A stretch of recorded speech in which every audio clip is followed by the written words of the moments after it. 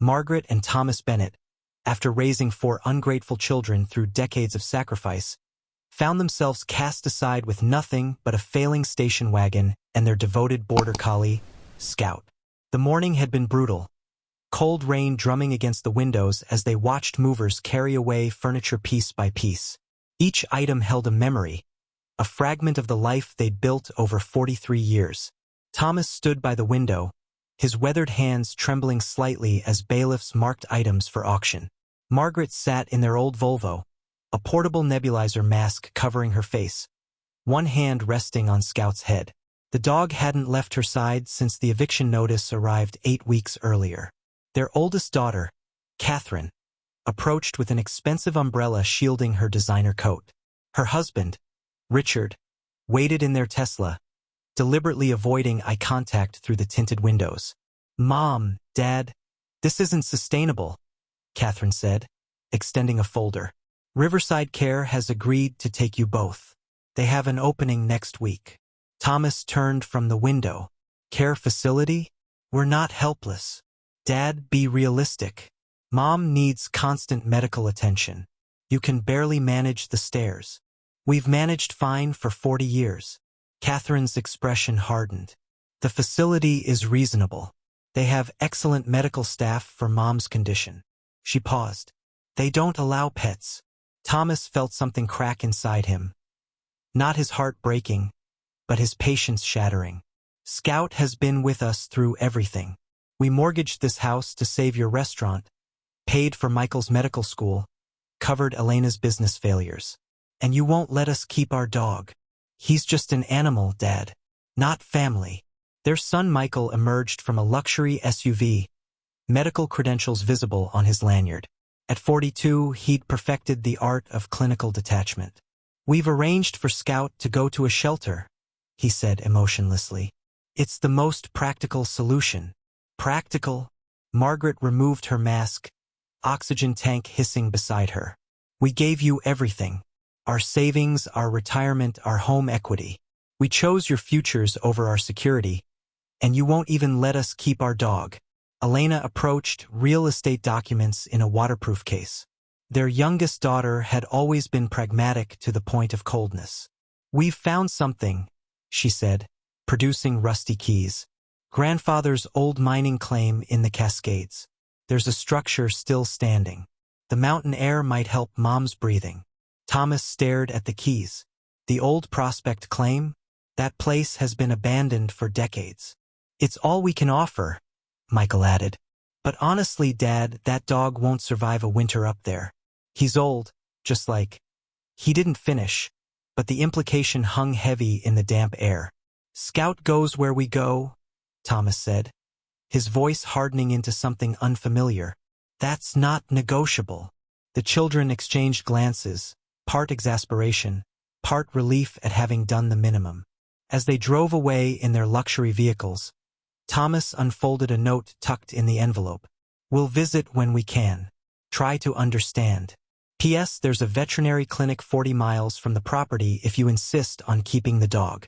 Margaret's voice, barely audible over the rain, cut through his thoughts. 45 years of marriage, raised for children, and this is how it ends. Scout whined softly and licked her hand, as if promising this wasn't the end at all. The station wagon's headlights finally illuminated a weathered sign, "Welcome to Silver Point, EST 1949. As they rounded the final curve, reality crystallized. There was no town, just skeletal remains of an abandoned mining settlement. Their headlights swept across collapsed buildings, rusted equipment, and at the center, their new home. A log cabin with half its roof caved in, windows shattered, the porch sagging like a broken spine. "Dear God," Thomas whispered. Scout barked sharply and leapt from the car the moment Thomas opened the door. Instead of running into the wilderness, a fear that had haunted Thomas throughout the journey, the dog began methodically circling the property, nose to the ground, establishing a perimeter. "What's he doing?" Margaret asked, her breath creating ghostly puffs in the freezing air. "Being smarter than our children," Thomas muttered. "He's checking if it's safe." They had $673 in cash, canned goods for perhaps 10 days, Margaret's medications that would run out in 2 weeks, and a 40-pound bag of dog food that seemed adequate in the valley but now felt desperately finite at 7,800 feet elevation. Inside the cabin, devastation was complete. The collapsed section had allowed snow to create drifts across what might have been a living room. A rusted wood stove tilted precariously, its pipe disconnected. The sink had separated from the wall, and animal droppings suggested multiple species had claimed the space over the years. Thomas sank onto an overturned crate, the enormity crushing down on him like the weight of the mountain itself. "Maggie, I failed you. I gave them everything. And now—" He looked at Scout, shivering despite his thick coat. Maybe they were right about bringing him. Margaret's nebulizer struggled in the thin air as she moved slowly to his side. She took his weathered hand while scratching Scout's ears with her free hand. "Thomas Bennett, we survived the housing crisis, raised 4 children on teacher salaries, and buried both our parents with dignity. The 3 of us aren't done yet." Her eyes sparked with determination he hadn't seen since her diagnosis. "Besides," she continued, pointing to the faded sign barely visible through the broken window, "we're not the first to start over in these mountains, and Scout here has more loyalty in one paw than our children showed in 40 years. Scout suddenly perked up, ears forward, looking toward the darkness beyond the broken door. A low growl rumbled in his chest. Not aggressive, but alert. "What is it, boy?" Thomas followed the dog's intense gaze but saw nothing but swirling snow. "He's always sensed things we can't," Margaret said. "Maybe that's exactly what we need up here." Scout padded to the door and stood waiting, his posture clear. "Follow me." Against all logic, Thomas found himself standing. Where's he going? It's freezing. But Margaret was already reaching for her oxygen tank. "I trust him more than I trust our children right now. Let's see what he's found." They followed Scout through the snow to what appeared to be a root cellar 30 yards from the cabin. The door was nearly buried, but the dog began digging with purpose, clearing snow until Thomas could pull the frozen handle. Inside, illuminated by Thomas's flashlight, was a concrete room stocked with preserved jars decades old but still sealed, along with stacks of firewood, basic tools, and most surprisingly, a small propane heater with 2 full tanks. "Someone prepared for winter," Thomas whispered. "Not someone," Margaret corrected, pointing to initials carved into the wall. "JB 1951. James Bennett, Thomas's grandfather." Scout sat beside them, tail sweeping the dusty floor, his expression almost smug. "Good boy," Thomas whispered. "Very good boy." That night, they slept in the station wagon with the propane heater running intermittently and Scout sandwiched between them for warmth. Outside, the blizzard howled its displeasure at their survival. But for the first time since leaving their home, Thomas slept without despair crushing his chest. In the morning, he awoke to find Scout sitting alert at the window, staring intently at the mountain slope behind the cabin. The storm had passed, revealing a landscape both brutal and breathtaking. Frost-covered pines stood sentinel around the clearing, and the rising sun transformed snow-covered peaks into flame-tipped monuments. "What do you see, boy?" Thomas asked. Scout whined softly and pawed at the window. Beside him, Margaret stirred. Her breathing seemed worse this morning, the altitude taking its toll. "Is something wrong?" "I don't know." Scout's fixated on something up there. Later, as Thomas assessed the cabin's damage, Scout maintained his vigilance. The dog would periodically circle the property, then return to stare at the same section of mountainside. By midday, the pattern became impossible to ignore. "I think he wants us to follow him," Thomas said finally. "I don't know if I can make that climb." Thomas faced an impossible choice. Follow Scout's insistent guidance or stay with Margaret, whose every breath was a struggle. "You both stay here," he decided. "I'll see what's got him so worked up." But Scout wouldn't budge without Margaret. When Thomas tried to leave alone, the dog planted himself beside her, refusing to move. "He won't leave you," Thomas realized. "Whatever's up there, he thinks you need to see it too." Determination flickered across Margaret's face, the same expression she'd worn when doctors told her She'd never see their youngest graduate. She'd proven them wrong. "Then help me with the portable tank," she said, reaching for the smaller oxygen supply they reserved for emergencies. The climb was excruciating. Every few yards, Margaret needed to rest, leaning against trees or rocks, her breathing shallow and rapid despite the oxygen. Thomas's heart clenched watching her struggle.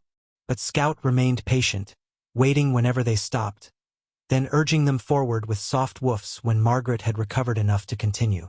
They had climbed perhaps a quarter-mile when Scout darted ahead, disappearing behind a cluster of boulders. His excited barking echoed against the mountainside. "Scout!" Thomas called. "What have you found, boy?" When they rounded the boulders, the sight stopped them both. Nestled in a natural depression was a steaming pool about 25 feet across, its waters crystal clear and lined with smooth stones.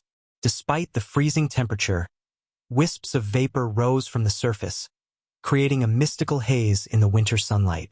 "A hot spring," Thomas breathed, astonishment momentarily erasing his exhaustion.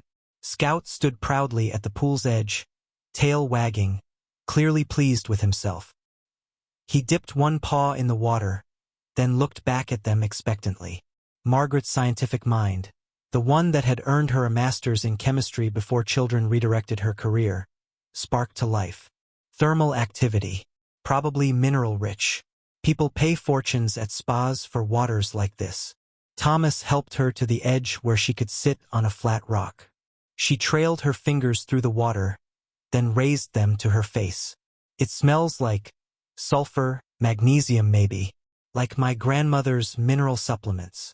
Scout barked once, then did something extraordinary. He began digging at a spot several feet from the pool's edge. Within moments, his paws uncovered a metal corner protruding from the earth. Thomas knelt beside him, brushing away soil and pine needles to reveal a rusted metal box about the size of a large book. Stenciled across its lid were faded words, "J. Bennett 1951. "Another gift from your grandfather," Margaret whispered. Inside the waterproof container, they found a leather-bound journal, its pages yellowed but intact, along with geological surveys, old letters, and a faded photograph. The image showed a man, unmistakably Thomas's grandfather James, standing beside this very pool. Next to him sat a border collie that looked remarkably like Scout, its posture alert and proud. On the back of the photo, handwritten in faded ink, "Nature's pharmacy heals what medicine cannot. Duke found it first, dogs always do. 1951. Scout nosed at the photo, then at Thomas, his intelligent eyes seeming to say, "History repeats itself." As the winter sun began its early descent, Margaret removed her shoes and, with Thomas's help, slipped her feet into the warm waters. The effect was almost immediate. Her tight expression relaxed, the lines of pain around her mouth softening. It feels like it's reaching inside me," she murmured. "Like breathing underwater, but in a good way." By the time darkness threatened, forcing them back to the cabin, Margaret walked with noticeably less effort. Her breathing, while still labored, had a different quality. Less desperate, more rhythmic. That night, huddled in the station wagon with James's journal open between them, they read by flashlight about the spring's remarkable properties. The water runs warm even in deep winter. Sarah's arthritis disappeared after 2 months of soaking. The children's respiratory problems cleared. Duke led us to it on our 4th day here, like he knew what we needed. I believe this place chose us, not the other way around. Scout lay across their feet, occasionally raising his head when his name, or perhaps Duke's, was mentioned, as if the stories were familiar to him on some ancestral level. Deeper in the journal, they found entries about multiple pools, each with different mineral compositions treating different ailments. There were notes about locals who came secretly for treatments, letters from pharmaceutical companies, one offering $35,000 in 1951, nearly $400,000 in today's money, and James's decision to keep the springs a family secret. The final entry, dated a month before James's death, read, "The mountain keeps its secrets for those who need them most. Duke's puppies have scattered across the country, but I believe one will return someday when the springs are needed again." The dogs remember what humans forget. Thomas looked at Scout. You knew, he whispered. Somehow you knew. Margaret's hand found Thomas's. Our children gave us nothing, she said softly. But maybe their nothing is everything we need. Dawn arrived with Arctic brilliance, sunlight refracting through ice crystals to cast prism-like patterns across the snow. Thomas awoke stiff from another night in the car, but with a clarity of purpose that had eluded him since retirement. Beside him, Margaret slept more peacefully than she had in months, her breathing less labored despite the night without her nebulizer, which had finally run out of power. Scout had already left the car and stood alertly by the cabin, as if waiting for the workday to begin. You're right, Thomas murmured when he emerged. We can't live in the car forever. His first instinct was to call for help, perhaps a contractor from the nearest town. Then reality crashed back. They had less than $700, no cell service, and a road that would likely remain impassable for weeks. Thomas squared his shoulders and looked at the cabin with new eyes, not as a hopeless wreck, but as a project. For 38 years, he'd maintained school facilities, improvising repairs when budgets were tight, keeping ancient systems running through sheer ingenuity. This is just a big project that doesn't move, he told Scout, who tilted his head as if considering this perspective. Margaret emerged from the car. I feel different, she said wonderingly, touching her chest. Like something loosened in here overnight. It became their first project. A walking path from cabin to spring, lined with stones and reinforced with salvaged timber from collapsed outbuildings. Scout helped by dragging smaller branches in his teeth, dropping them precisely where needed, then waiting for approval before retrieving more. Arthur had forgotten the satisfaction of purposeful creation, not the grinding institutional maintenance that had worn down his body, but building something meaningful. Each placed stone and leveled section of path represented tangible progress. By the third day, Margaret could make the journey to the spring with minimal assistance, and each soak seemed to strengthen her further. The portable oxygen tank, which had been her constant companion, now stayed behind more often than not. The minerals, she explained, reading from James's journal. They're reducing the inflammation in my lungs. Listen to this. He writes about a mining accident in '54 where 3 men with coal dust in their lungs recovered after 6 weeks of daily soaking. The cabin itself proved more challenging. The collapsed section had allowed water damage to weaken the remaining structure.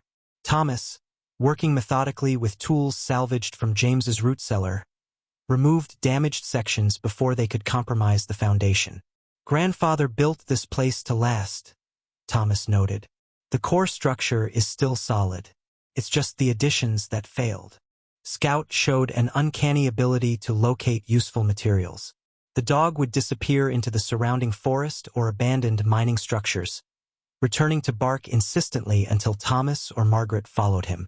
His discoveries included preserved lumber in a fallen storage shed, intact windows in the mine supervisor's office, and most valuable, solar panels from a more recent installation, likely an attempt at modernization before the settlement was abandoned. How does he know what we need? Margaret wondered. Maybe he can smell Grandpa's scent on things, Thomas suggested, though he didn't entirely believe it. Scout's most remarkable discovery came 3 weeks into their renovation efforts. Thomas had been struggling to devise a heating solution beyond the wood stove, concerned about Margaret's lungs and would smoke. Scout disappeared for nearly 4 hours, returning muddy and excited, barking until they followed him to what appeared to be a maintenance shed half buried in the hillside. Inside, beneath decades of dust and debris, they found an intact propane heating system, newer than the original settlement, likely installed during a brief revival attempt in the 1990s. The tanks were empty, but the system itself, with some cleaning and minor repairs, could be made functional again. This is exactly what we needed, Thomas breathed, examining the heater.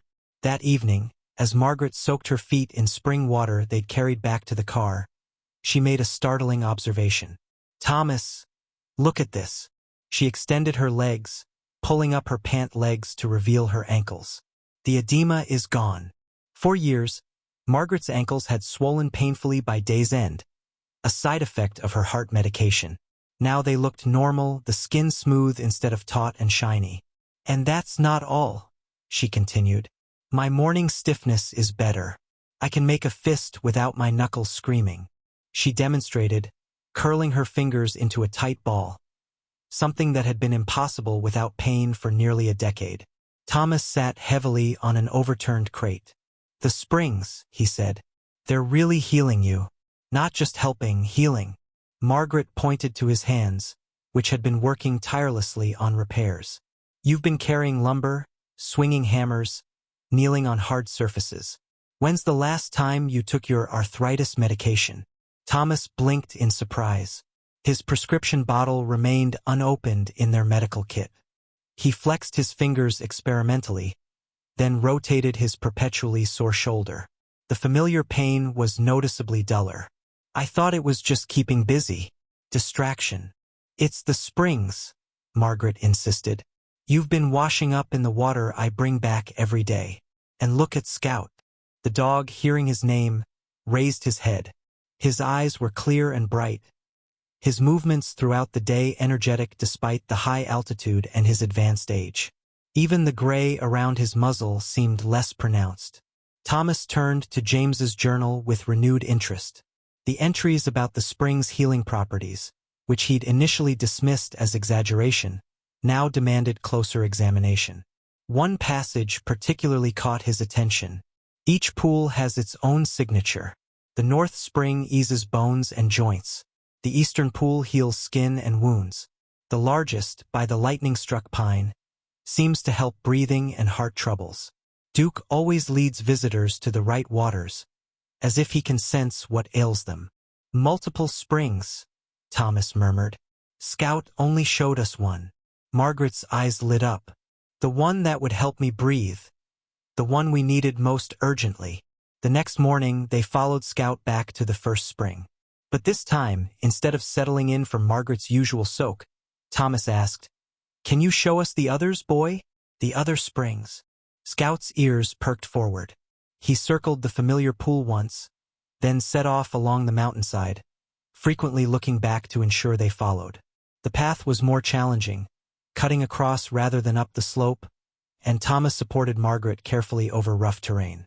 After 20 minutes, Scout disappeared behind a rock formation. When they caught up, they found him sitting beside a second steaming pool, smaller than the first but bordered by unusual reddish stones. "The Eastern Pool," Thomas breathed, recalling the journal's description. "For skin and wounds." This water had a slightly different scent, less sulfuric with hints of iron. Thomas dipped his hand in, feeling the smooth, almost silky texture. On impulse, he submerged a small cut he'd gotten while working on the roof, watching in amazement as the angry red inflammation visibly receded within minutes. Scout allowed them only a brief inspection before moving on, leading them to a third pool hidden in a grove of aspen trees. This one, true to James's description, sat beside a massive lightning-scarred pine that had somehow survived the strike that split it nearly in half. The water here had yet another character, clear but with a bluish tint and a distinct mineral aroma. 3 distinct springs, 3 different mineral compositions, Margaret marveled, each with specific healing properties. But Scout wasn't finished. He led them to a 4th pool not mentioned in the journal, a tiny spring barely 4 feet across, nestled against the mountain face and lined with unusual black stones. The water here was so clear it was almost invisible, with no steam despite its warmth. "This one's not in the journal," Thomas said. "Maybe it appeared after James's time," Margaret suggested. "Thermal activity can change." She dipped her fingers in, then touched them to her lips thoughtfully. "It tastes different, sweeter somehow." Scout approached this pool differently. Instead of his usual confident posture, he lay down beside it, resting his chin on the edge as if in reverence. When Thomas moved to touch the water again, the dog gave a soft warning growl. "I think he's saying this one is special," Margaret interpreted. "To be respected." By the time they returned to the cabin, both were exhausted but exhilarated by their discoveries.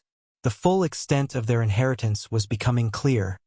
Not just a dilapidated cabin, but a natural pharmacy of healing waters. Our children thought they were sending us to die in the wilderness, Margaret said. But I think they accidentally sent us to the one place that could save us. The question is, what do we do with this gift? For the next week, they established a routine.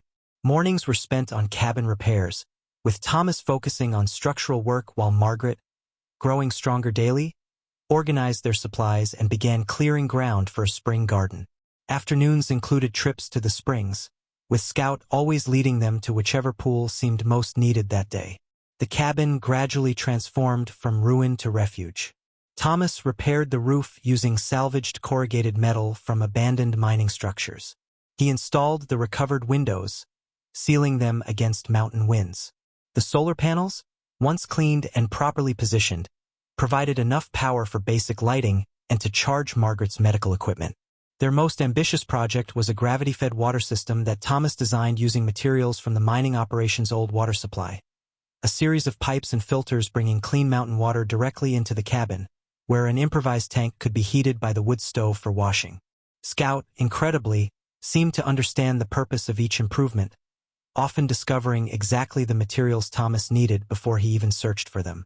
When Thomas puzzled over how to insulate the north wall, Scout disappeared for hours, returning to lead him to an abandoned storage facility containing industrial insulation materials. "It's like he can read my mind," Thomas told Margaret one evening. "Or your grandfather's," she suggested. "Maybe James left caches of supplies all over the settlement, and Scout can somehow sense them." Their physical changes became impossible to ignore. Margaret, who had needed oxygen support for even the slightest exertion, now moved about the cabin freely. Her persistent cough had diminished, and her complexion had transformed from gray to pink. Thomas's arthritic pain had receded so dramatically that he could kneel on the cabin floor to install baseboards, something that would have been excruciating just weeks before. Even Scout showed remarkable vitality for a 10-year-old dog. His coat gleamed, his eyes were bright, and he bounded through deep snow with the energy of a much younger animal. "The springs are healing all of us," Margaret observed. Their isolation remained complete, the access road still buried under snow, no cell signal, no visitors. Yet instead of the desperate loneliness they had feared, they found surprising contentment in their daily routines and small victories. 2 months after their arrival, Thomas uncovered a ham radio in the mine supervisor's office. With some tinkering and parts salvaged from other equipment, he managed to get it working. They made contact with a ranger station 25 miles away, establishing their presence and location in case of emergency, but declined offers of rescue. "We're doing just fine," Thomas told the surprised ranger. "Just letting you know we're here." That night, they made a momentous decision. Using the journal as reference, they would formalize what had begun instinctively, creating a systematic approach to using the spring's healing properties. Margaret, drawing on her chemistry background and lifelong love of gardening, designed terrace pools that would capture the different spring waters, making them more accessible. Thomas began sketching plans for simple changing shelters and resting areas. Even Scout participated, using his uncanny ability to find materials and his seemingly instinctual knowledge of which terrain could be modified without disturbing the spring's flow. 3 months after arriving as exiles, they stood together surveying their progress. The cabin now stood solid and weathertight, with a proper bed inside instead of the car seats they'd initially relied on. A modest garden plot was prepared for spring planting, using soil enriched with minerals from the springs. The first terrace pool was nearly complete, lined with stones that Scout had helped select, each chosen with what seemed like deliberate care for its size and shape. "We came here with nothing," Thomas said. "Now I feel richer than I ever did back home." Margaret leaned into his embrace. "Our children threw us away like worn-out tools, but the mountain welcomed us like family." Scout sat alert beside them, his gaze fixed on the mountainside where the springs awaited their next visit. In the fading light, his profile looked remarkably like the dog in James's photograph, a guardian across generations, leading his humans to healing. Spring arrived suddenly in the high country, as if winter had simply surrendered overnight.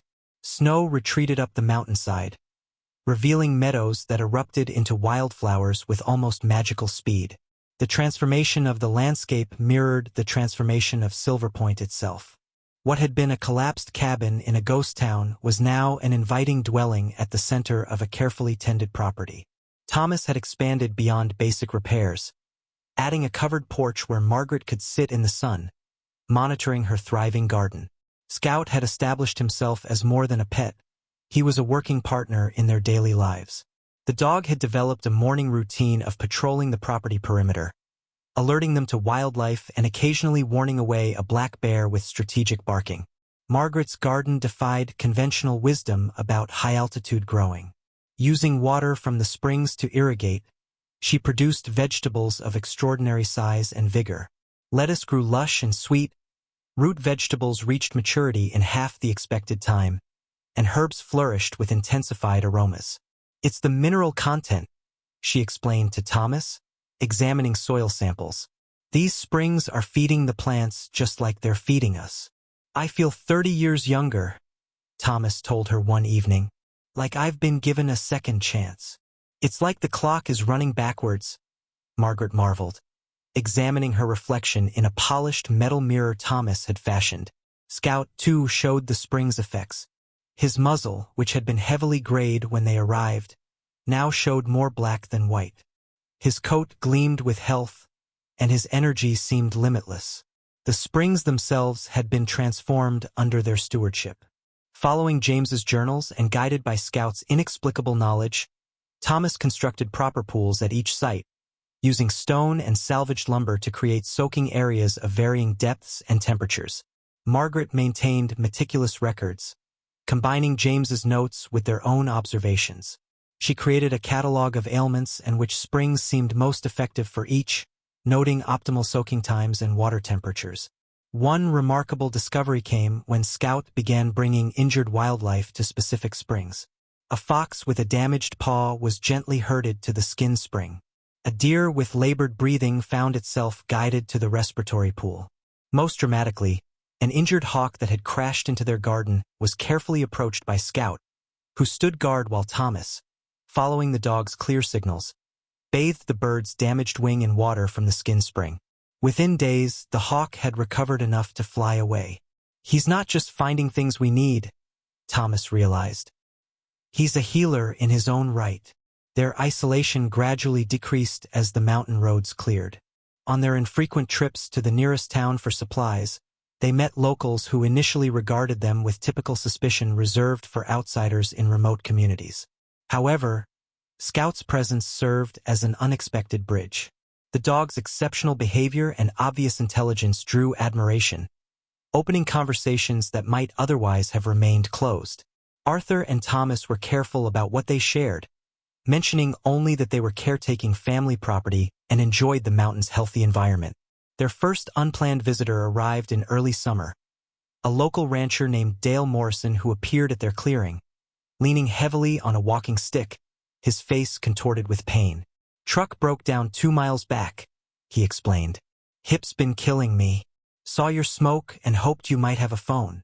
Before Thomas could explain their lack of phone service, Scout approached the stranger, circling him slowly, nose working. Then, with deliberate purpose, the dog tugged at Dale's pant leg before trotting toward the path leading to the joint spring. "Your dog wants something," Dale observed. "He wants to show you something," Margaret said carefully.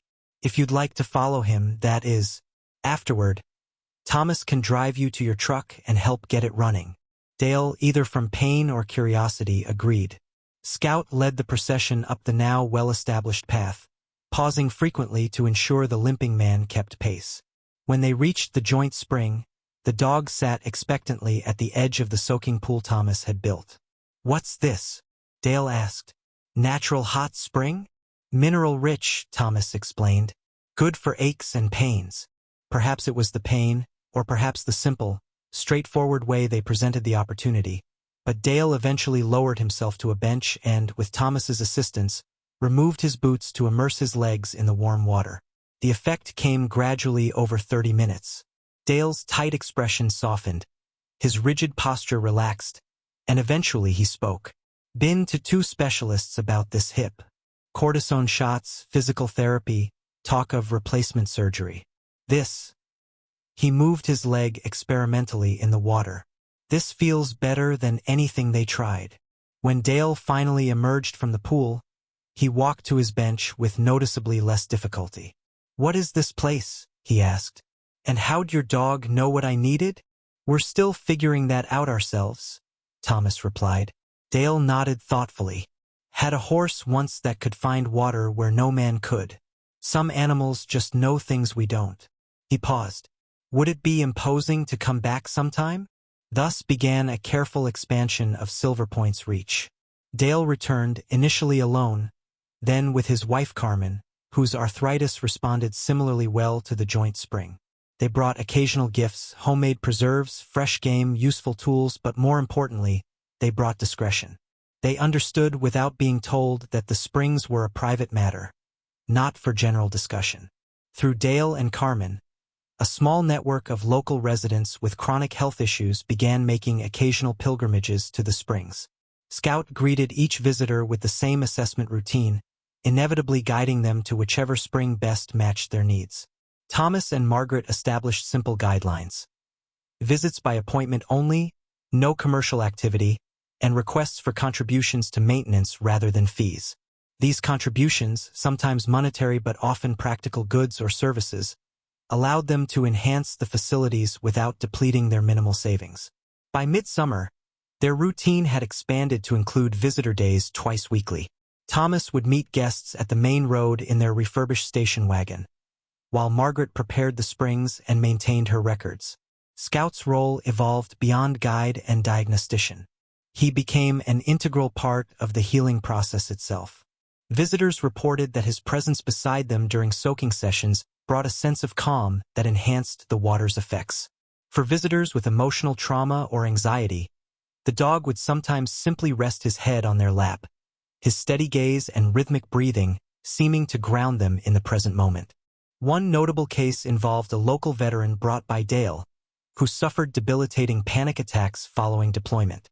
Medication had left him foggy and withdrawn. But after 4 sessions at the breathing spring with Scout lying pressed against his side, he reported his first attack-free week in months. "That dog's worth his weight in gold," Dale declared. Their operation remained small and deliberately under the radar, catering primarily to locals with chronic conditions that conventional medicine had failed to resolve. They accepted no more than 6 visitors on any day, maintaining the peaceful atmosphere they'd come to value. The transformative power of the springs wasn't limited to physical healing. Thomas and Margaret discovered that their exile, initially seen as cruel abandonment, had become a profound gift. Free from the expectations and demands that had defined their lives, they found themselves growing in unexpected ways. Thomas, always practical and reserved, discovered a creative side through his ongoing improvements to the springs. His walkways and shelters evolved beyond functionality to incorporate beautiful design elements. Margaret, whose identity had been so wrapped up in teaching and motherhood, blossomed as a researcher and healer. Her methodical documentation became a valuable reference, while her intuitive understanding of visitors' needs complemented Scout's diagnostic abilities. Together they had created something neither could have envisioned, a sanctuary where healing occurred on multiple levels. Physical ailments improved certainly, but visitors also spoke of emotional shifts, renewed purpose, and spiritual insights gained during their time at the springs. "We thought our useful lives were over," Thomas reflected one evening. "Instead, we're doing more meaningful work than ever before." Margaret nodded. "Our children saw us as burdens to be discarded. Now we're a blessing to people who truly appreciate us." Scout suddenly lifted his head, ears perked toward the access road. His posture wasn't alarmed, but alert. Minutes later, a luxury Range Rover appeared, navigating the rough road with obvious difficulty. Even at a distance, the vehicle's gleaming black exterior and city cleanliness stood out as foreign to the mountain environment. Scout moved to stand between Thomas and Margaret, his body language protective rather than welcoming. A low rumble built in his chest. "I don't like this," Margaret murmured. As the Range Rover parked beside their station wagon, the driver's door opened to reveal a face they hadn't seen in 7 months. Their oldest daughter, Catherine, impeccably dressed in casual luxury attire that nonetheless managed to look completely out of place in the mountain setting. Scout's growl deepened, and Thomas placed a restraining hand on the dog's collar. "Easy, boy." Catherine surveyed the transformed property with undisguised shock. Her eyes moved from the renovated cabin to the terrace garden, the solar array, and the carefully maintained paths leading up the mountainside. "Mom, Dad," she called, her voice carrying a mixture of surprise and something else. Calculation. "Is that really you?" Margaret stepped forward, her posture stronger than it had been in years. "Hello, Catherine. This is an unexpected visit." Catherine approached slowly, designer boots crunching on gravel. "You both look incredible. When you last saw us, we were broken and discarded." Thomas finished, his voice level but firm. "What brings you to Silver Point after 7 months of silence? We've been trying to reach you for weeks. No phone service. No response to letters." She gestured to the thriving homestead around them. "Clearly, you've been busy.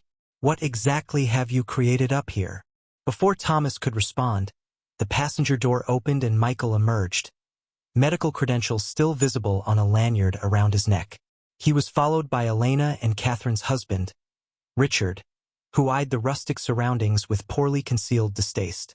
Scout's protective stance intensified, his body shifting to place himself more directly between the elderly couple and their approaching children. "My God!" Michael exclaimed, his clinical detachment faltering. "Mom, you're not using oxygen. And you both look younger." "The mountain air agrees with us," Margaret replied coolly. Richard approached, his expensive outdoor gear pristine and clearly never used before today. "And the dog survived," he observed with surprise, maintaining a safe distance from Scout. "That's unexpected. Why are you here?" Thomas asked directly, making no move to embrace his children or invite them into the home he'd rebuilt with his own hands. Catherine exchanged glances with Michael and Elena before answering. "We've been hearing stories about miraculous healing springs, about an elderly couple who've created some kind of wellness retreat, about a remarkable therapy dog who guides people to exactly what they need." She paused, looking pointedly at Scout. "Sound familiar?" The atmosphere tensed as the two groups faced each other. The abandoned parents who had transformed exile into purpose, and the children who had discarded them only to return when something of value appeared. "May we sit down and talk?" Catherine finally asked. Thomas hesitated. "The porch. Not inside." They arranged themselves on the porch furniture Thomas had crafted from salvaged wood. Scout positioned himself at Thomas's feet, never taking his eyes off the visitors. "You've done incredible things here," Elena began, her tone carefully measured. "The transformation is remarkable. Both of you look healthier than you have in years. When we last saw you, Mom, you could barely walk from the house to the car," Michael added, his medical training evident in his assessment. "This is medically improbable." "Silver Point has been good for us," Margaret said. "Let's not dance around this." Catherine leaned forward. "We've been hearing stories from locals in town. They're calling this place a miracle spring.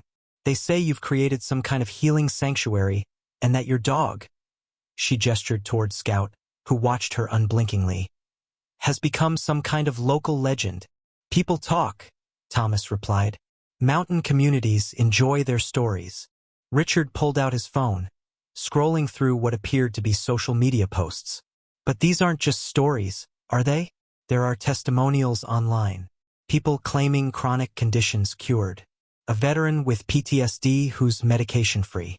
A rancher who canceled hip replacement surgery. We help our neighbors," Margaret said. "Nothing more." Elena opened her tablet, displaying documents with practiced efficiency. "We've been researching the mineral rights and water rights attached to this property. The original claim from 1949 includes extensive subsurface rights that could be quite valuable with proper development." "Development?" Thomas's voice sharpened. "This isn't a commercial venture," Margaret added firmly. "But it could be," Catherine countered. "A wellness resort in this setting, with documented healing properties, and the unique angle of a therapy dog. It's marketing gold.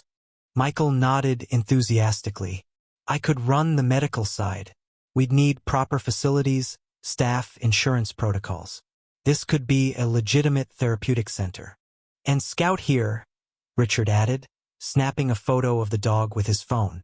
There are already Instagram accounts dedicated to him. We could monetize that angle. Therapy dog experiences, photo opportunities. Enough, Thomas said, standing abruptly. Scout rose with him, a low warning growl rumbling in his chest. Where were you when your mother couldn't breathe? Thomas's voice carried decades of suppressed anger. When we had $600 and a collapsed roof. When we thought we might lose Scout because we couldn't afford veterinary care. Margaret stood as well, Scout moving to press against her leg. You abandoned us to die. We chose to live. All three of us. Dad, Mom. Please. Catherine raised her hands placatingly. We made mistakes.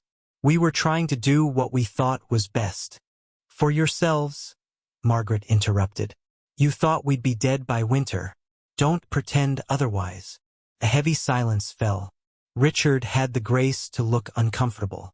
Elena studied her tablet with sudden interest. Only Michael met his parents' eyes directly. You're right, Michael said quietly. We failed you, completely and inexcusably. We told ourselves it was the responsible choice, but we knew what this place was. A death sentence. Catherine's composure cracked slightly. We didn't think you'd make it through the winter. Certainly not both of you. And the dog. Yet here we are, Thomas said. Not just surviving, but thriving. Elena closed her tablet. We're family, though. This could benefit everyone. Obviously, the dog is doing well here. Scout is not for sale, Margaret said sharply. Neither are the springs. Neither are we. Thomas disappeared into the cabin, returning moments later with a folder of his own. He extracted several legal documents and handed them to Elena. As our daughter who works in real estate, you'll appreciate this. I've transferred all mineral and water rights to the Silver Point Healing Foundation, a nonprofit established 3 months ago. Margaret, myself, and interestingly enough, Scout are all listed as trustees for life. Elena scanned the documents rapidly. You can't make a dog a trustee. Actually, came a new voice from the path leading up from the main road. In Colorado, you can designate an animal as a beneficiary with human trustees acting on their behalf. It's quite legal and, in this case, quite appropriate. A woman in her late 50s approached the gathering, veterinary credentials visible on her jacket. Scout immediately trotted to greet her, his posture relaxing from guard duty to welcome. And you are? Catherine asked. Dr. Patricia Chen, DVM. She introduced herself with a warm smile. I've been documenting the remarkable healing properties of these springs and Scout's therapeutic abilities for the past 2 months. She nodded respectfully to Thomas and Margaret. The foundation structure is legally sound. I serve as one of the human trustees for Scout's interests, along with 3 other local professionals who have experienced the spring's benefits firsthand. You've had time to arrange all this, Elena observed, her tone accusing. Yet you couldn't find time to call your children? You didn't call us either, Margaret pointed out. Not until you heard there might be something valuable here. Perhaps, Dr. Chun suggested diplomatically, this would be a good time for you to experience what your parents have created before continuing this discussion. The springs have perspective-enhancing properties that might be beneficial. Catherine looked ready to refuse, but Michael surprised everyone by standing. I'd like to see these famous springs, if they're really as remarkable as people say. Scout, who had been watchful throughout the exchange, approached Michael and circled him once, nose working. After a moment's consideration, the dog gave a soft woof and moved toward the path leading to the respiratory spring. The dog chooses which spring? Richard asked skeptically. Scout has an extraordinary ability to match visitors with the spring that best addresses their specific needs, Dr. Chun confirmed. We've documented over 200 cases. His accuracy is statistically impossible to attribute to chance. Michael, somewhat hesitantly, followed Scout up the path. After an awkward moment, Elena and Catherine decided to join, with Richard trailing reluctantly behind. "Keep an open mind," Dr. Chun advised as they departed. "The springs have a way of revealing truths beyond the physical." When they were alone, the doctor turned to Thomas and Margaret with concern. "Dale called to warn me about your visitors. Are you all right?" "We will be," Thomas assured her. "Sooner or later, we knew they'd discover what we've built here. The foundation structure should protect the springs from exploitation," Dr. Chun reassured them. "And the local community is firmly behind you." "It was never about legal protection," Julia said softly. "It was about them seeing us as useful only when we had something they wanted." The visit to the springs produced mixed results. Michael returned visibly affected, his breathing deeper and his expression thoughtful after soaking in the respiratory pool. Elena maintained her professional composure, but couldn't hide her surprise when chronic back pain she'd privately endured for years subsided after 30 minutes at the Spring Scout selected for her. Catherine remained skeptical, going through the motions at the skin spring but emerging either unmoved or unwilling to admit being moved. Richard refused to participate entirely, standing at a distance and documenting the experience with his phone camera, ignoring repeated requests to stop. When they reconvened at the cabin, the family dynamics had shifted subtly. Michael seemed genuinely moved by his experience, while Elena appeared thoughtful rather than calculating. Catherine and Richard, however, remained fixated on commercial potential. "The potential here is undeniable," Catherine insisted, having shifted from outright commercialization to a more moderate approach. "You've created something remarkable, but proper management could help more people while ensuring financial security for the family." "We're not interested in financial security as you define it," Thomas responded. "Everything is a business," Richard countered. "The question is whether it's managed properly or left to chance." Scout, who had been lying quietly near Margaret's chair, suddenly stood at attention, his gaze fixed on the mountainside. A low, urgent bark escaped him, followed by an insistent whine. Dr. Chun recognized the behavior immediately. He's sensing a weather change, a significant one from his reaction. Thomas glanced at the sky, where gathering clouds had begun to darken the late afternoon light. Flash flood risk increases this time of year. When there's heavy rain up top, it all funnels down through the old mining channels. As if confirming his assessment, Scout barked again, more urgently, and began moving between the gathered humans and the cabin, clearly trying to herd them inside. "We should continue this discussion tomorrow," Margaret decided, rising from her chair.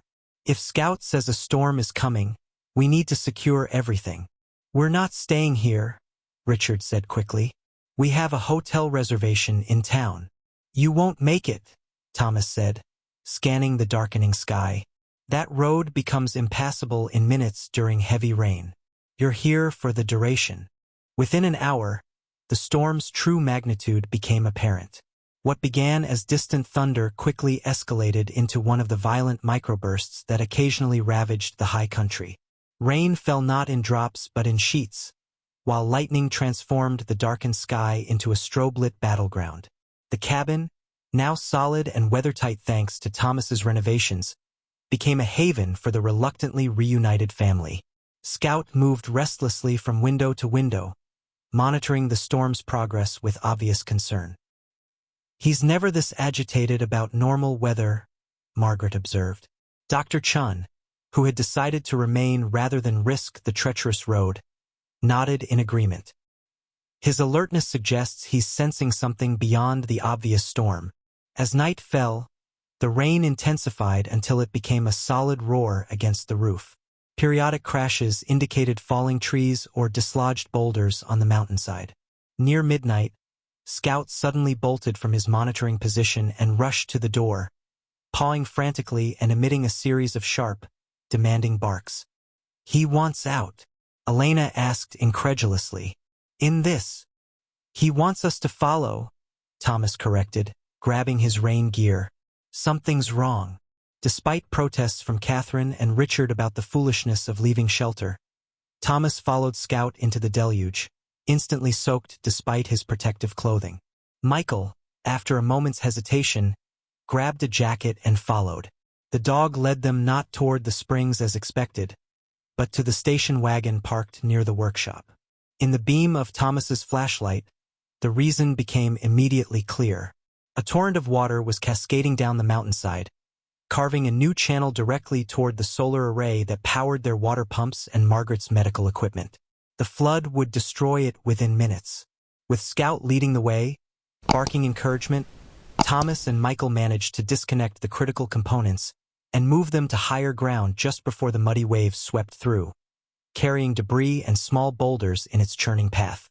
They returned to the cabin drenched but victorious, only to find Scout already circling anxiously toward another door. "He's trying to tell us something else," Margaret realized. This time, Elena volunteered to follow. Together with Thomas and Michael, she trailed Scout to the garden, where floodwaters threatened to wash away months of careful cultivation. Working in the pounding rain, they constructed an emergency diversion channel, redirecting the worst of the flow around rather than through Margaret's precious plantings. Throughout the night, this pattern repeated. Scout would alert them to each new threat: a weakening section of path that could undermine access to the springs, a storage shed where medical supplies were kept, the chicken coop housing their small flock of laying hens. Each time, his warning came just in time to prevent disaster. By dawn, the storm's fury had begun to abate, though steady rain continued. The exhausted group gathered in the cabin's main room, soaked and mud-splattered, but bound by the shared experience of crisis. "That dog saved this entire place," Michael said, his voice filled with genuine awe. "He knew exactly where the vulnerabilities were." "He's always been able to sense what we can't," Thomas replied, looking at Scout with undisguised affection. "That's why we're still here." The storm continued for 4 days, gradually diminishing from catastrophic to merely challenging. Roads became impassable as bridges washed out and landslides blocked key routes. The satellite phone Dr. Chun carried established that the entire region was effectively isolated, with emergency services focusing on more populated areas below. During this enforced togetherness, subtle shifts began occurring within the family dynamic. The children, stripped of their professional facades and luxurious surroundings, found themselves participating in the daily routines that kept Silver Point functioning: hauling water, securing structures, preserving food, and always following Scout's guidance when new threats emerged. A critical moment arrived on the 5th day when Margaret's medication supply ran out.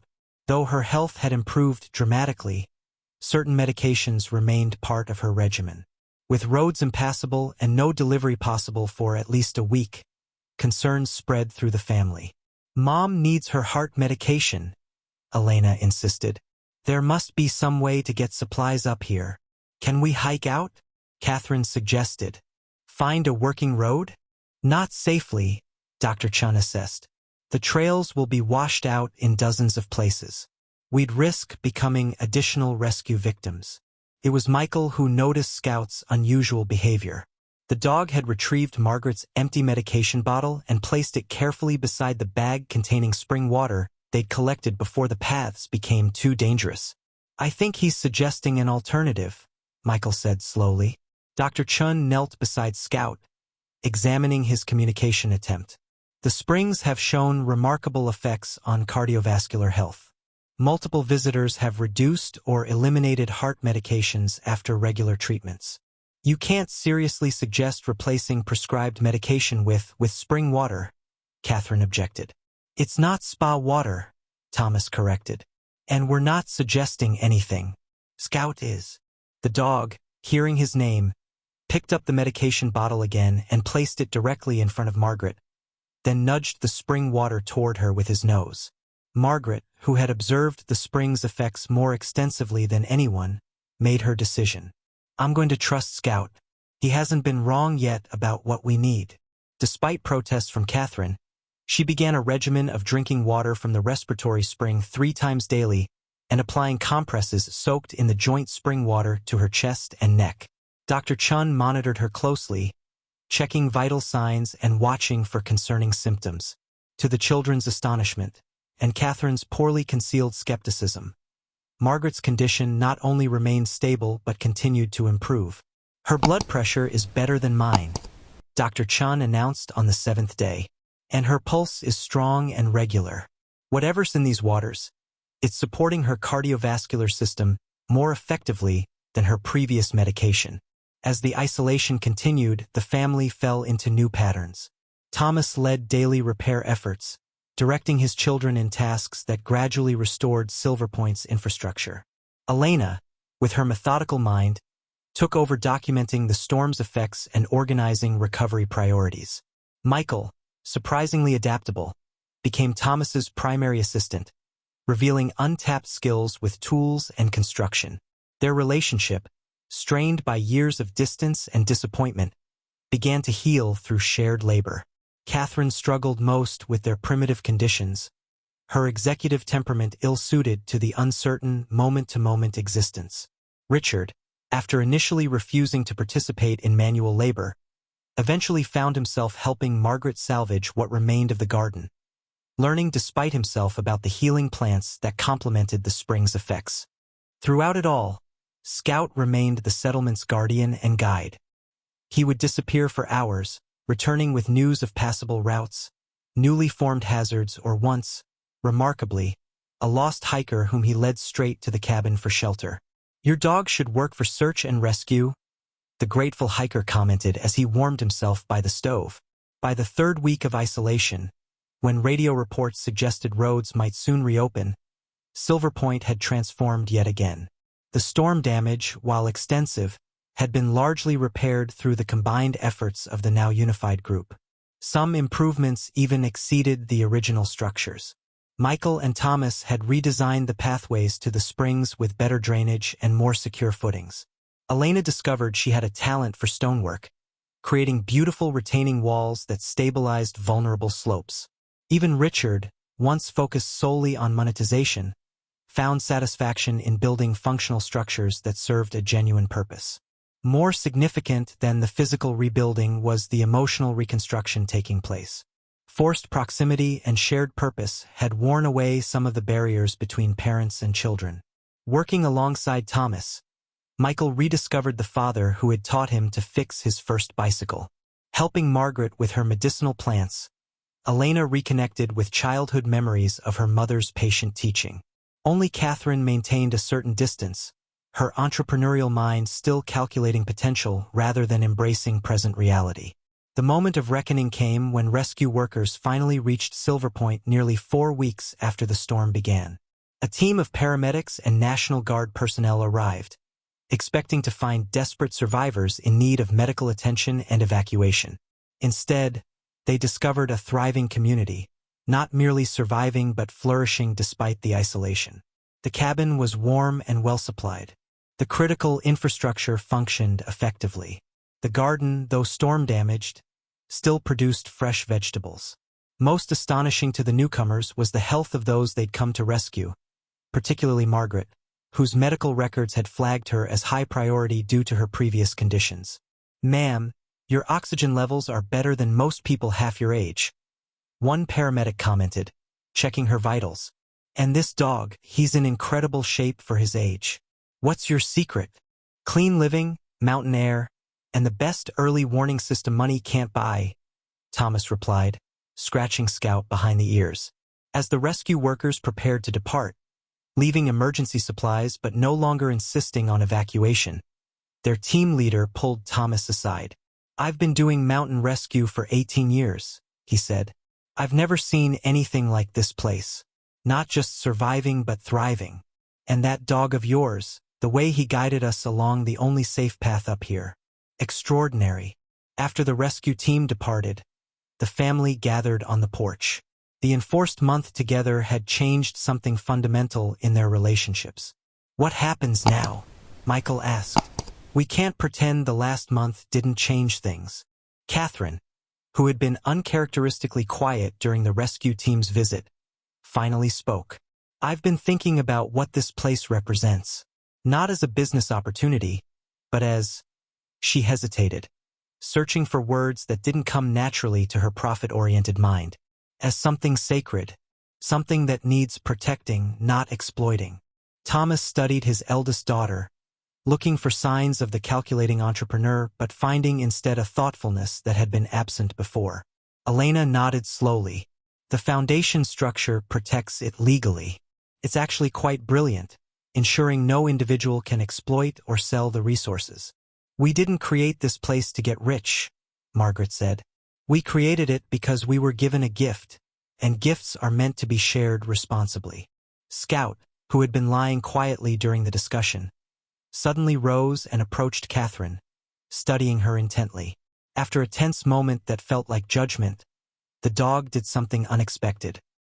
He placed his paw on Catherine's knee, not in greeting, but in what appeared to be a deliberate gesture of connection.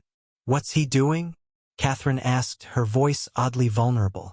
"I think," Dr. Chun observed, "he's acknowledging your change of heart. Scout doesn't just sense physical needs. He reads intentions." Catherine's composure cracked. "When we sent you here," she admitted quietly, tears threatening, "part of me thought we might never see you again. That the winter would." She couldn't finish the sentence. "You thought we would die," Thomas completed for her. "And you could tell yourselves you'd done your best." "We told ourselves it was the responsible choice," Michael added, his voice heavy with guilt. "That you'd be better off in a facility. But we knew what this place was when we gave you the keys. A ruin where 2 elderly people and an old dog probably wouldn't survive the winter. Yet here we are," Margaret said, her voice softening slightly. "Not just surviving, but creating something meaningful. Something that's helped not just us, but others." Richard, who had been silent throughout, finally spoke. "I've spent this month watching something I don't fully understand. My whole life is about ROI, market value, strategic positioning. But this place," he gestured at the transformed settlement around them, "the returns here can't be measured in money. So I'll ask again," Michael said. "What happens now? Do we go back to our separate lives and pretend this never happened? Or has something fundamentally changed?" The next morning dawned clear and brilliant, the mountain air scrubbed clean by weeks of rain. Thomas rose early, as had become his habit, stepping onto the porch to find Scout already alert, surveying their domain with vigilant eyes. Together they watched the sunrise paint the peaks in hues of amber and gold, a moment of peace before decisions that would shape all their futures. "What do you think, boy?" Thomas murmured. "Can people truly change? Or do they just become better at hiding who they really are?" Scout looked up at him with those intelligent eyes that seemed to hold wisdom beyond animal understanding, then deliberately turned his gaze toward the cabin where the family still slept, as if to say, "Give them a chance." One by one, the others emerged into the morning light. First Michael, who had taken to rising early during their isolation to help with morning chores. Then Margaret and Dr. Chun, deep in conversation about new growth they'd observed in storm-damaged plants treated with spring water. Elena appeared with a notebook, already documenting priorities for the day.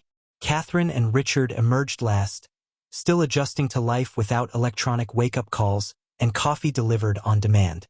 But Catherine's expression had changed, less calculating, more contemplative. Breakfast became an impromptu council meeting, with homemade bread and preserved fruits serving as the only agenda items. For several minutes, they ate in companionable silence, the shared meal a continuation of bonds forged during their isolation. Finally, Catherine set down her cup and addressed the gathering with unusual vulnerability. "I think we need to discuss the future of Silver Point, not as a commercial opportunity, but as a family legacy, as something we protect rather than exploit." Thomas studied his eldest daughter, searching for hidden motives but finding instead genuine transformation. "We're listening. During these weeks, we've seen something remarkable here," Catherine continued. "Not just the Springs or Scout's abilities, though those are extraordinary. We've seen purpose, meaning, the kind of authentic life that," she faltered, then continued with unusual honesty, "that many of us have lost touch with in our pursuit of success." Michael leaned forward. "What are you suggesting? That we all move to the mountain and become hermits?" "No," Catherine replied. "I'm suggesting that Silver Point represents something worth protecting, something larger than individual gain. The foundation structure you created ensures that legally. But perhaps there's a middle path between exploitation and isolation. A controlled expansion, Elena elaborated. A formal structure that maintains the sanctuary nature of this place, while making it accessible to those who genuinely need it. Thomas exchanged glances with Margaret. What exactly are you envisioning? Silver Point as a true healing sanctuary, Michael explained. Not a commercial spa or resort, but a place where people with chronic conditions can come for extended stays, where the Waters and Scouts guidance are available to those who need them most, not just those who can pay premium prices. And who would run this sanctuary? Margaret asked. You would, Catherine answered. You and Dad with Scout. You created this place. You understand its spirit. We could provide support, legal framework, operational assistance, funding for improvements, but the heart and soul would remain yours. Scout, who had been listening attentively, suddenly stood and approached Catherine. The dog circled her once, nose working, then sat directly in front of her, eyes locked on her face as if searching for something beyond words. After a long moment, Scout gave a soft woof and returned to Thomas's side. The assessment complete, but its conclusion unclear. I think, Dr. Chun interpreted carefully, Scout is reserving judgment. He senses your sincerity at this moment, but perhaps he's waiting to see if actions match intentions. Catherine nodded slowly, accepting the dog's wisdom. Fair enough. I haven't given him, or you, much reason to trust me lately. Richard, who had been uncharacteristically quiet, finally spoke. There's something else we should discuss. He glanced at Catherine. I've been documenting everything since we arrived. The springs, the improvements, Scout's abilities. Initially, I thought it would make great marketing material, but now, Catherine continued for him, we see it differently. This isn't a story to exploit. It's a legacy to protect. What if we created a proper documentation project? Not for publicity, but for preservation. Recording the healing properties, Scout's techniques, the knowledge you've accumulated. Thomas studied them both carefully. Documentation has value, he acknowledged slowly, especially since Scout's knowledge seems to go beyond what even we understand. If something happened to him, the wisdom would be lost, Margaret finished. Like it nearly was when your grandfather died. Dr. Chun nodded enthusiastically. From a scientific perspective, proper documentation could be invaluable. Not to commercialize the springs, but to understand them.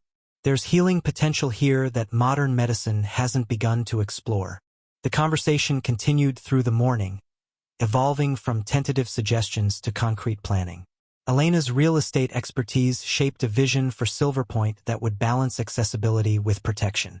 Michael, surprising everyone with his practical insights, proposed infrastructure improvements that would accommodate more visitors without disturbing the site's natural character.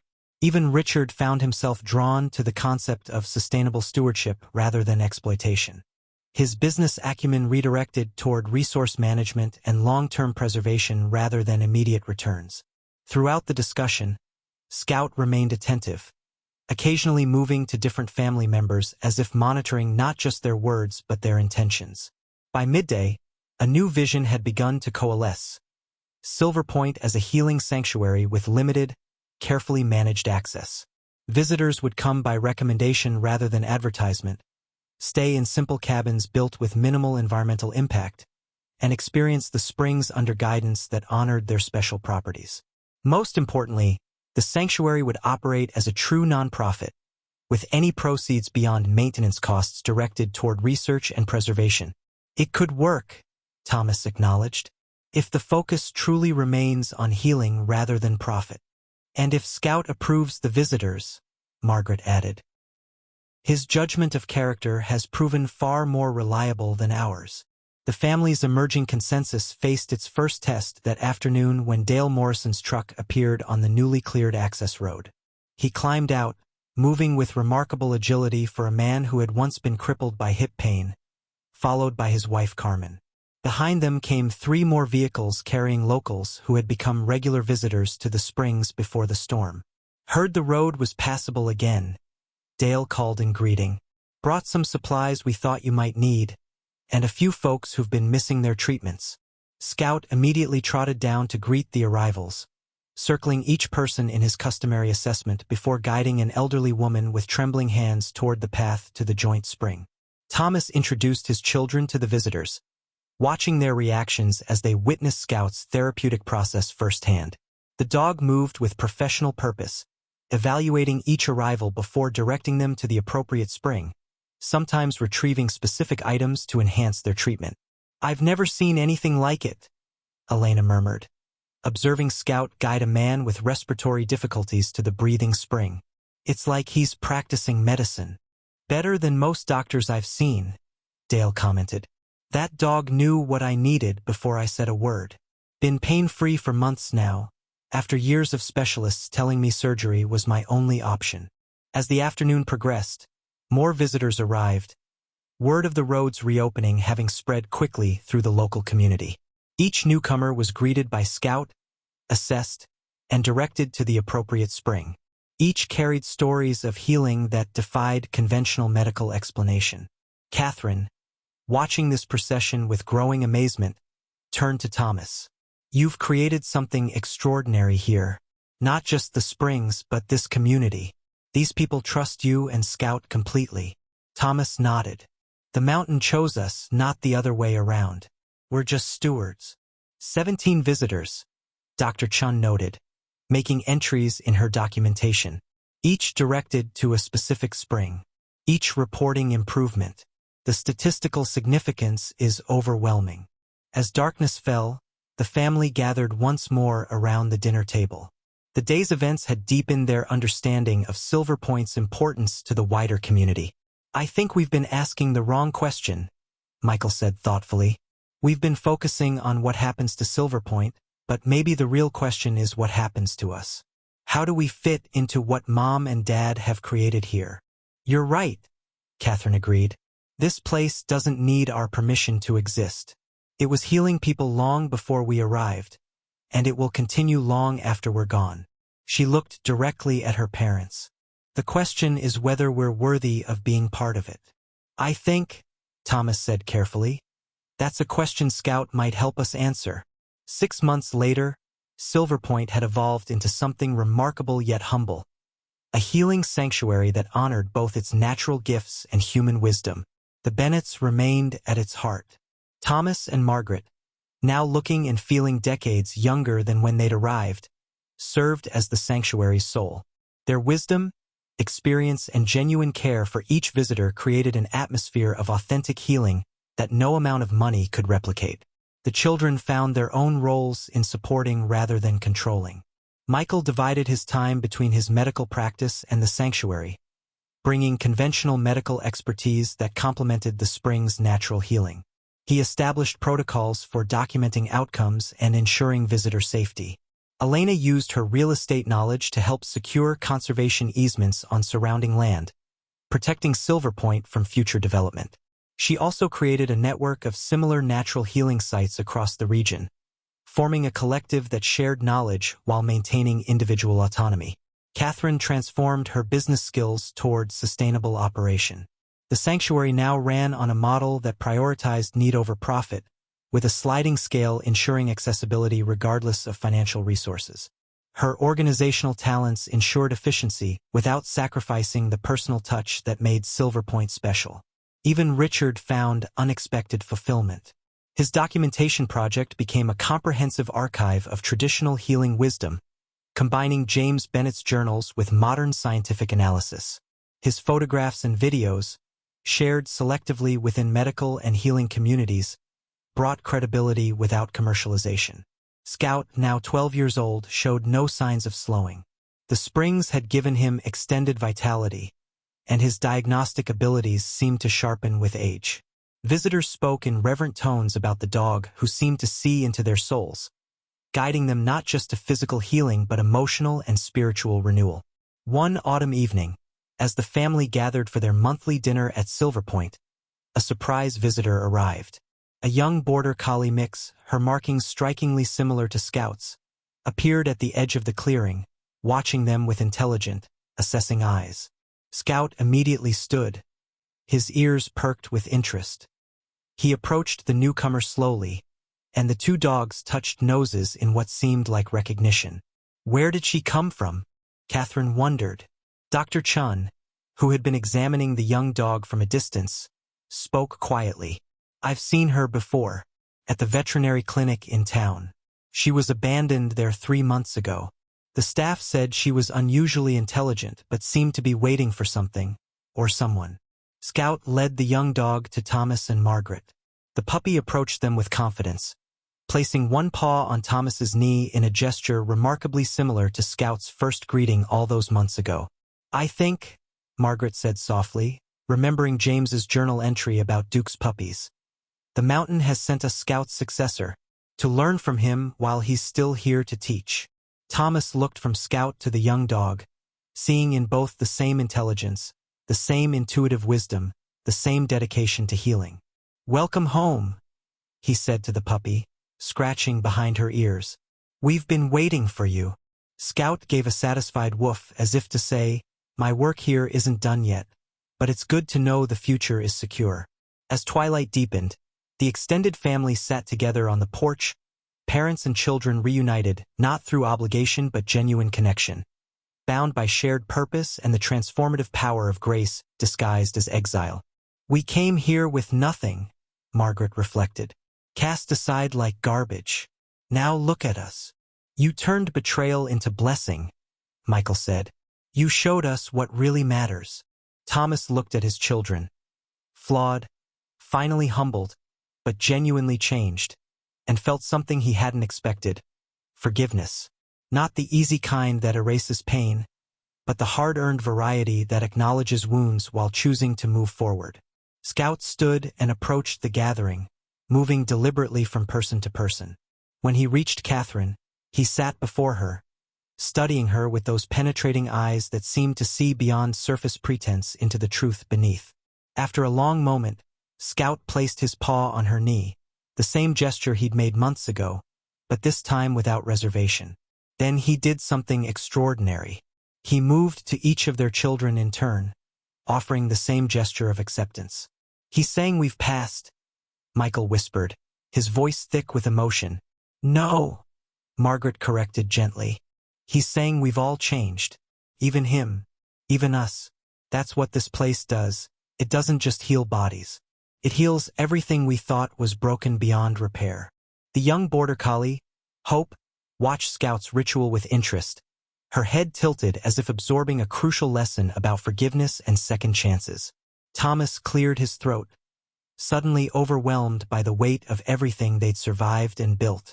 When you dropped us here with nothing, I thought my life was over, that we'd used up all our purpose raising you, giving you everything we had. We thought we were being practical, Elena said quietly. We told ourselves you'd be better off in a facility. But the truth is, we just wanted you out of sight so we could stop feeling guilty about taking everything you'd given us. You gave us your retirement, Catherine added, her voice breaking, your home equity, your security, and we couldn't even let you keep your dog. She looked at Scout, who gazed back without judgment. The dog who saved your lives, who built this place as much as you did. Richard, usually so composed, wiped his eyes roughly. I've spent my whole life measuring worth in dollars. Then I watched a dog with more integrity than I've ever shown guide people to healing I can't quantify or monetize. It's humbling. The sunset had deepened to purple and gold, casting long shadows across the property. In the distance, the springs released their gentle steam into the cooling air, a visible reminder of the mountain's gifts. So what happens now? Thomas asked. You've seen what we've built. You've experienced the springs. You understand why this place matters. But that doesn't erase the past. No, Michael agreed. It doesn't erase it. But maybe it redeems it. We gave you nothing, a collapsed cabin, an impossible situation, certain hardship. But in doing so, we accidentally gave you exactly what you needed. Freedom, purpose, a chance to discover that your most important work wasn't behind you. Margaret reached for Thomas's hand, squeezing gently. We didn't come here to punish you with guilt, or to make you grovel. We came here to survive, and we did. Better than that, we thrived. Because of Scout, Thomas added, his hand resting on the dog's head. He found the springs. He led us through the storm. He knew what we needed before we did. Every step of the way, he was 3 steps ahead, making sure we'd make it. Scout's tail swept the porch floor once, twice, as if acknowledging the truth of Thomas's words. Hope approached the older dog, sitting beside him in a pose of unity. The message was clear. The work would continue. The wisdom would pass to the next generation. The mountain's gifts would endure. We'd like to help, Catherine said carefully. Not take over, not commercialize, not exploit. Just help. Support what you've built in whatever way you need. If you'll let us. Thomas looked at Margaret. A silent conversation passing between them in the way of couples who'd weathered everything together. She gave a small nod. The foundation needs trustees, Thomas said slowly. People who understand that this place isn't about profit or prestige. It's about service. About being worthy of the mountain's trust. He paused, his gaze moving across his 4 children. You'd have to prove yourselves. Not to us, to Scout and Hope. They're the real guardians here. If they accept you, we will too. Scout stood, shaking himself as if preparing for an important task. He approached Catherine first, circling her slowly, nose working. Everyone held their breath. After what felt like an eternity, Scout sat and offered his paw. One by one, he assessed each of their children. Michael received a thorough inspection that ended with Scout pressing his head against Michael's chest, directly over his heart. A gesture they'd seen him use with visitors carrying deep emotional wounds. Elena earned a gentle nose touch to her forehead, Scout's signal that he recognized clarity of purpose. Even Richard, who'd been most resistant to the mountain's mysteries, was granted acceptance after Scout studied him for a long, uncomfortable moment. They're worthy, Margaret interpreted. Not perfect, none of us are, but worthy of being part of this. Hope barked once, sharp and clear, as if affirming Scout's judgment. As darkness settled fully over Silver Point, the family remained together on the porch. No one seemed eager to leave, to break the spell of this moment when old wounds finally began to heal and new possibilities emerged. Your grandfather would be proud, Margaret said to Thomas, pulling James's old journal from her pocket. He wrote in here about second chances, about how the mountain doesn't judge your past, only your willingness to honor its gifts in the present. She turned to a page near the end, reading by the light from the cabin windows. Duke brought them all back. The lost ones, the hurting ones, the ones who thought they had nothing left to give. The springs healed their bodies, but it was the act of service, of caring for something beyond themselves, that healed their souls. That's the real magic here. Not the minerals or the heat, but the transformation that happens when you stop taking and start giving. Thomas closed the journal gently. We spent 40 years giving to you. Then you took what little we had left. And somehow, in losing everything, we found what we'd been missing all along. Purpose, Catherine said. Peace, Michael added. Home, Elena whispered. Scout moved to the center of their circle, Hope joining him. Together, the 2 dogs looked out over the darkened settlement. The rebuilt cabin, the tended gardens, the paths leading to healing waters, the small community they'd helped create from nothing. The older dog's eyes reflected the starlight, wise and calm and certain. He'd known from the beginning, that first desperate night when they'd arrived broken and defeated, exactly what this place could become. Not despite their exile, but because of it. Hope leaned against Scout, absorbing his confidence, his knowing. When her time came to lead, she would remember this moment. The night when a fractured family found wholeness again.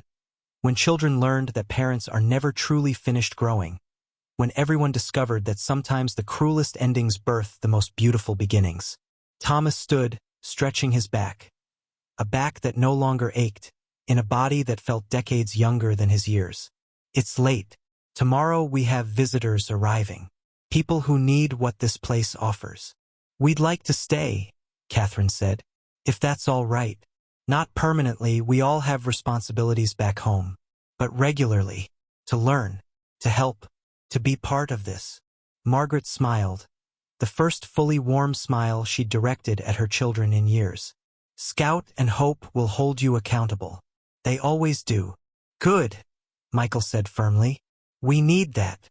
As they settled in for the night, children in the guest cabin Thomas had built, parents in their hard-won home, dogs keeping watch as they always did, the mountain stood sentinel above them all. The springs continued their eternal flow, warm and healing and patient. They had outlasted the miners, the dreamers, the abandoned settlements. They would outlast this generation too, and the next, offering their gifts to whoever the mountain chose to receive them. Scout's final thought before sleep claimed him was simple and profound. The humans think they saved themselves. Let them believe it. They'll figure out eventually that the mountain saved them, that I just pointed the way, that everything they lost was exactly what they needed to lose to find what really mattered. Hope, pressed against his side, absorbed this wisdom as she absorbed everything from her mentor. Tomorrow she would learn more. But tonight, she learned the most important lesson. That healing happens not just in the springs, but in the hearts that open enough to receive grace, even, especially, when it arrives disguised as exile.